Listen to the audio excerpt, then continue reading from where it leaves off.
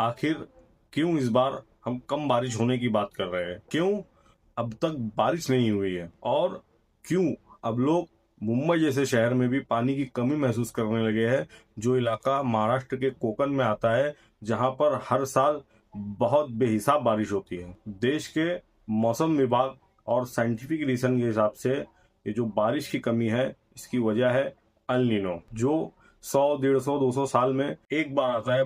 बहुत rare event है जिसमें बारिश की कमी या मौसम का बदलाव बहुत बड़े पैमाने पर देखा जाता है।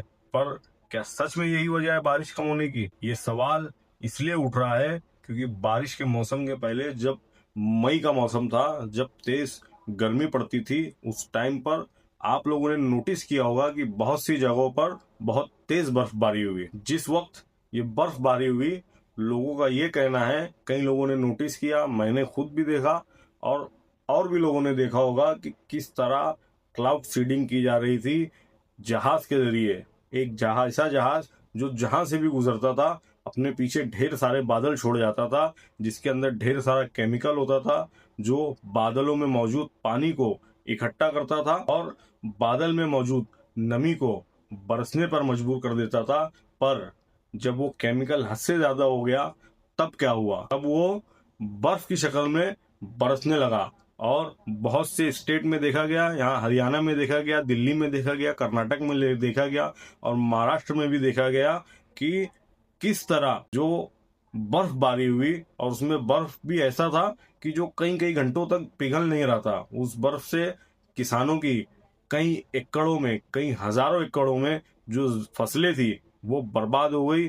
उस ओलों की बारिश ने किसानों को घातक नुकसान पहुंचाया। तो क्या हमारे बादलों में जो मॉइस्चर था, जो पानी था, जो बारिश के मौसम में आगे चल के बरसने वाला था, बिल गेट्स द्वारा एक एक्सपेरिमेंट के चलते या एक एक्सपेरिमेंट करने के लिए या किसी बड़ी प्लानिंग के चलते उसे बर्फ की शक्ल देकर बरसा दिया गया, जिसकी कमी आज हम महसूस कर रहे हैं और बारिश की कमी महसूस कर रहे हैं, पानी की कमी महसूस कर रहे हैं। और मुंबई जैसे शहर में भी आज लोगों के बीच में पानी के लिए हाहाकार मचा हुआ है। तो क्या हम बिल गेट्स और अमेरिका की साजिश का एक टूल बनकर रह गए हैं, या फिर ये प्लानिंग और भी लंबी है, साजिश और भी गहरी है? हमारे डंकापति ने अमेरिका से एक ट्रेड डील साइन की है $500 बिलियन की, जिसमें ये कहा गया है कि इंडिया अमेरिका से $500 बिलियन के प्रोडक्ट्स खरीदेगा, एग्रीकल्चर प्रोडक्ट्स खरीदेगा, डेयरी प्रोडक्ट्स खरीदेगा, और वहाँ की कंपनियां जो भी प्रोड्यूस करती है उसको इंडिया इंपोर्ट करेगा, यानी कि खरीद कर लाएगा, जिसमें फ्रूट्स, वेजिटेबल्स और दूध वगैरह और यहाँ तक के दाल, राइस और गेहूं वगैरह भी शामिल है, यहाँ तक के अनाज भी शामिल है। कुछ फसलें जो सिर्फ बारिश में उगती है, कुछ फसलें ऐसी होती है जो सिर्फ गर्मी में उगती है, कुछ फसलें ऐसी होती है जो सिर्फ सर्दी में उगती है।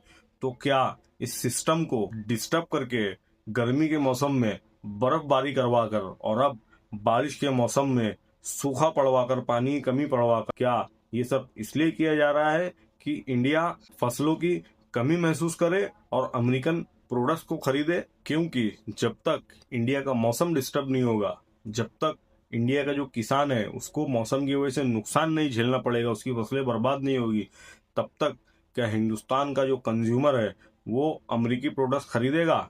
बिल्कुल नहीं। Make in India, made in India, India first का नारा लगाते लगाते तो हमारे डंकापति सिक्के की तरह पलट गए, लेकिन हमारे देश के किसानों का क्या ये सब हमारे डंकापति अमेरिका और बिल गेट्स की सोची समझी प्लानिंग थी? इसलिए सवाल तो उठेगा ही।